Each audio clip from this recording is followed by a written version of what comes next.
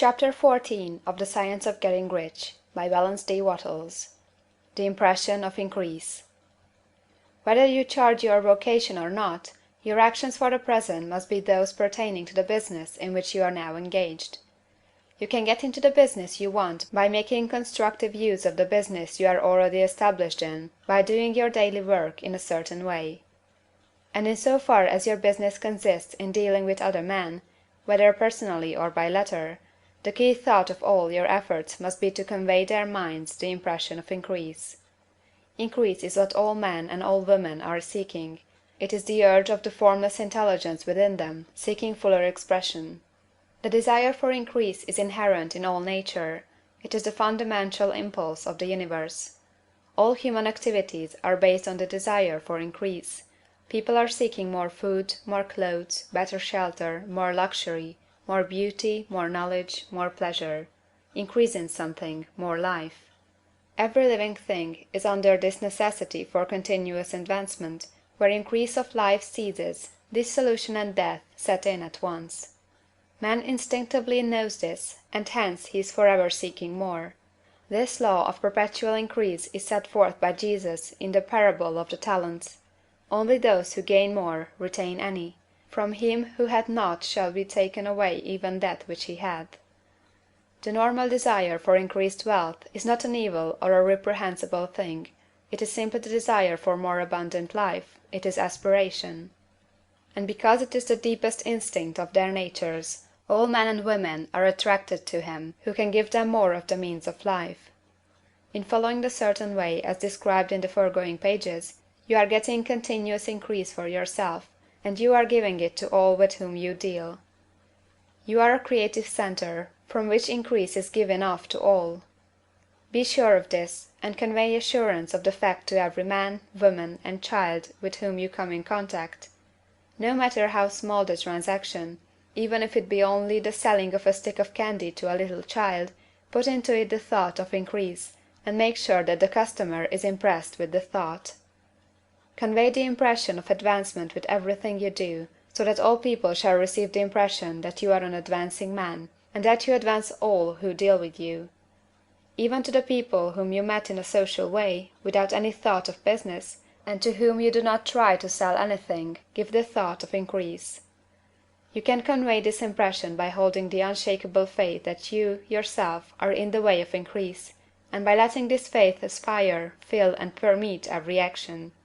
Do everything that you do in a firm conviction that you are an advancing personality, and that you are giving advancement to everybody. Feel that you are getting rich, and that in doing so you are making others rich, and conferring benefits on all.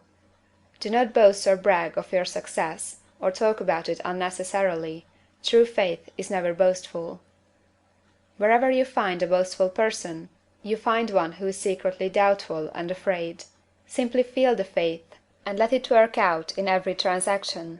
Let every act and tone and look express the quiet assurance that you are getting rich, that you are already rich. Words will not be necessary to communicate this feeling to others.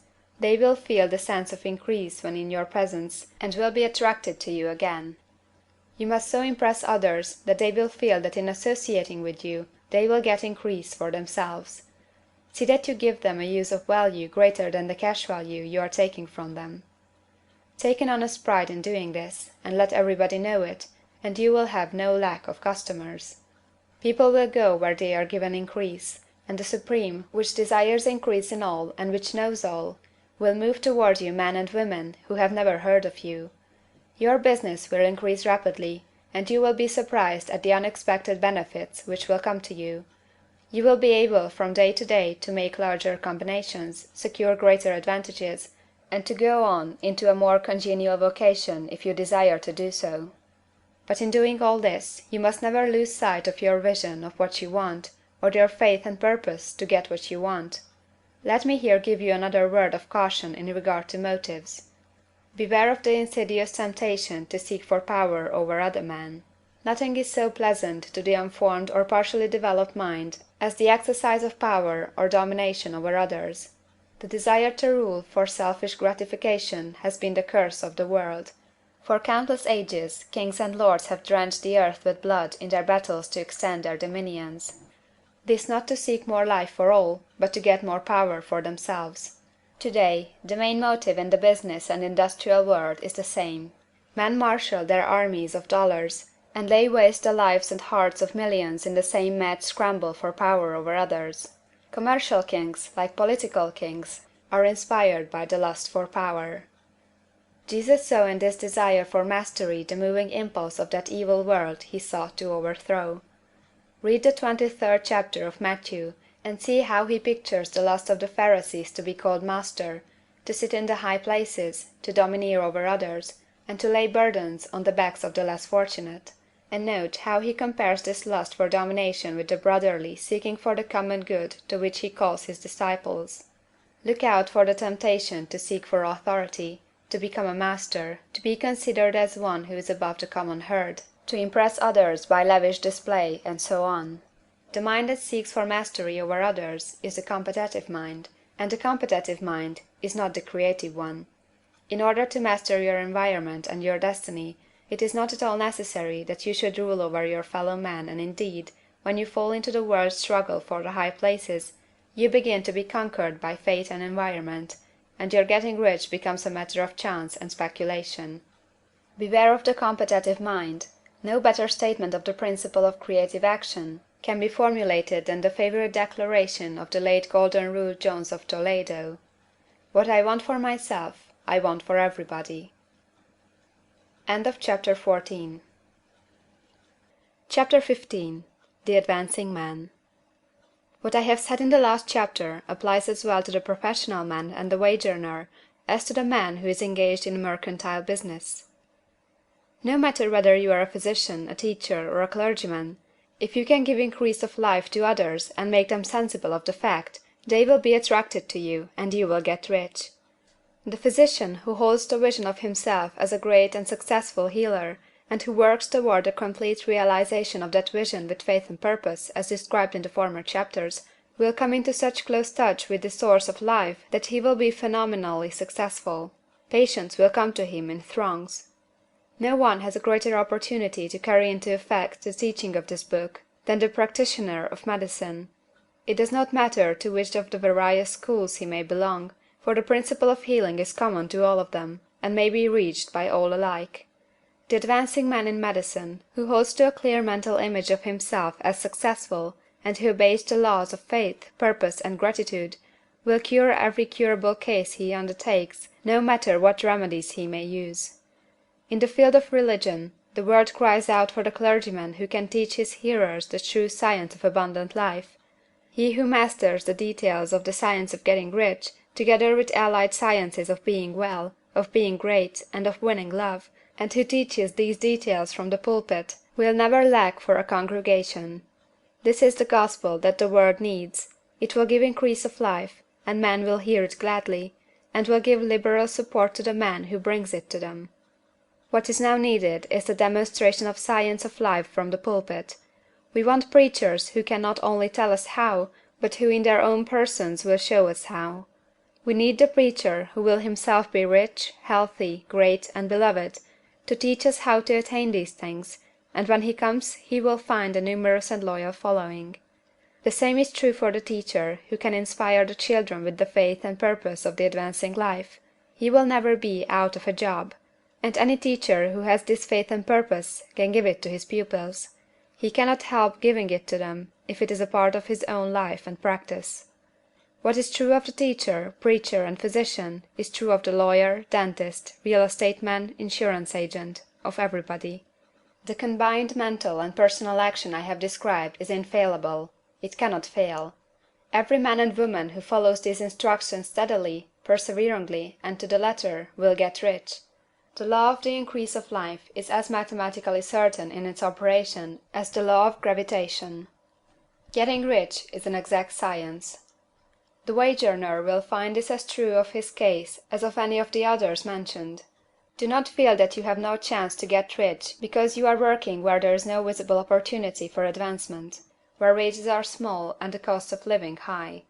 Form your clear mental vision of what you want, and begin to act with faith and purpose. Do all the work you can do, every day, and do each piece of work in a perfectly successful manner.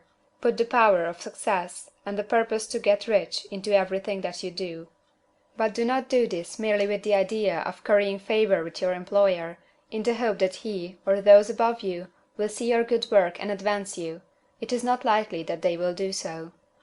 The man who is merely a good workman, filling his place to the very best of his ability, and satisfied with that, is valuable to his employer, and it is not to the employer's interest to promote him. He is worth more where he is. To secure advancement, something more is necessary than to be too large for your place. The man who is certain to advance is the one who is too big for his place, and who has a clear concept of what he wants to be, who knows that he can become what he wants to be, and who is determined to be what he wants to be. Do not try to more than fill your present place with the view of pleasing your employer. Do it with the idea of advancing yourself.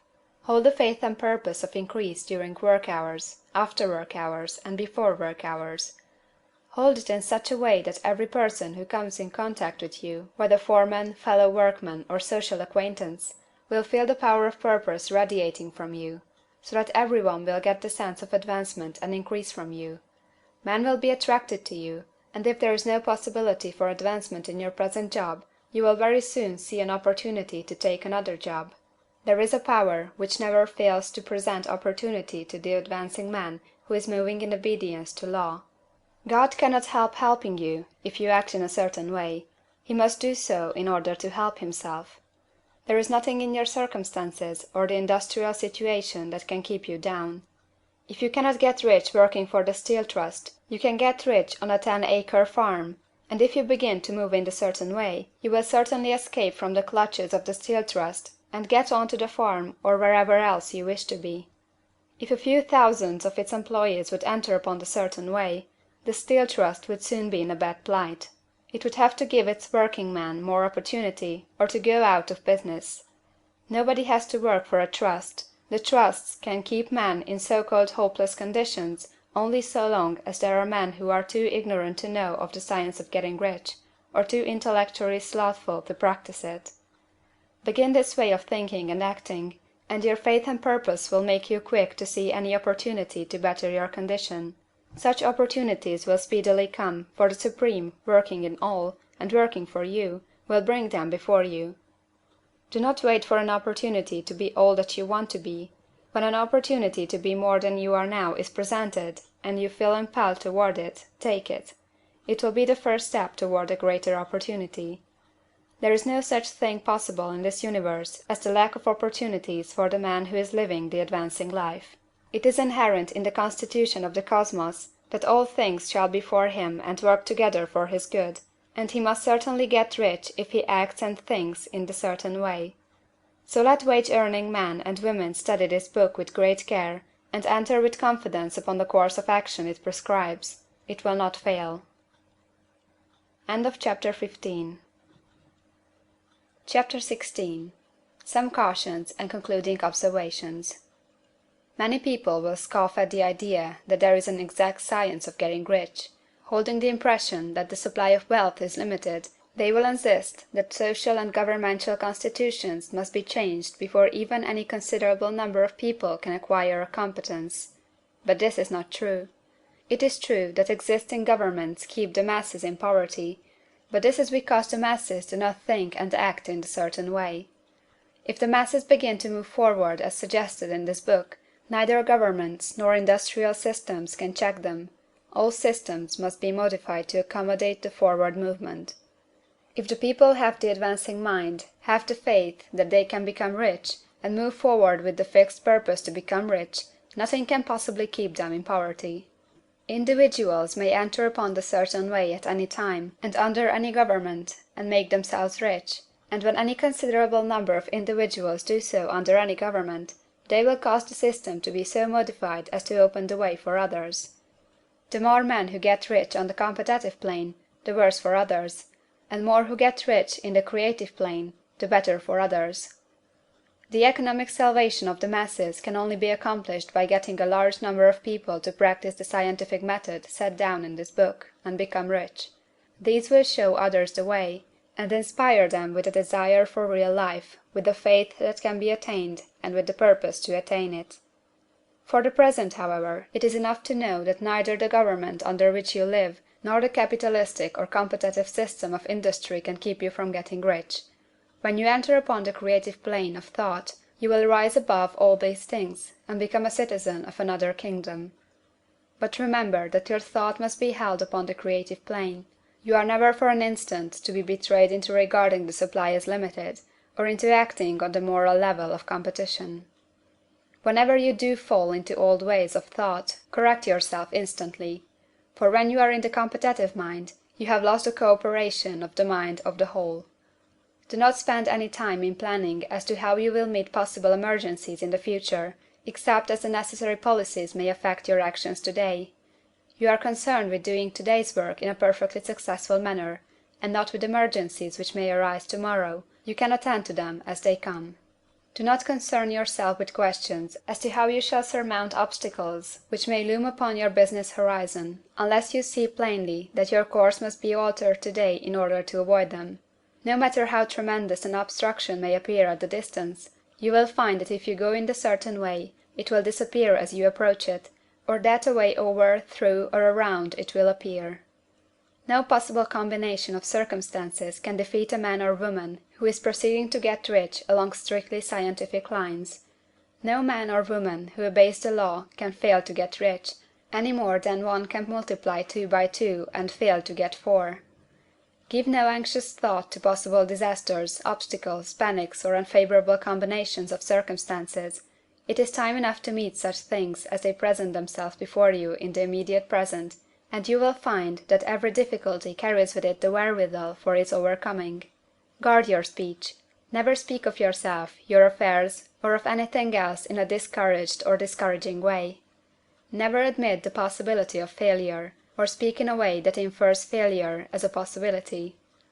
Never speak of the times as being hard, or of business conditions as being doubtful. Times may be hard and business doubtful for those who are on the competitive plane, but they can never be so for you. You can create what you want, and you are above fear. When others are having hard times and poor business, you will find your greatest opportunities. Train yourself to think of and to look upon the world as something which is becoming, which is growing, and to regard something evil as being only that which is undeveloped. Always speak in terms of advancement. To do otherwise is to deny your faith, and to deny your faith is to lose it.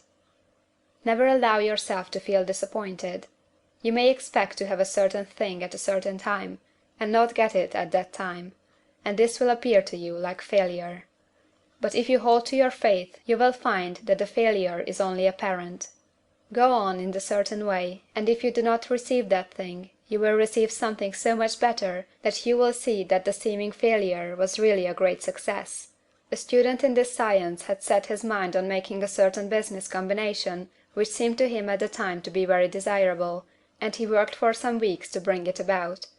When the crucial time came, the thing failed in a perfectly inexplicable way. It was as if some unseen influence had been working secretly against him.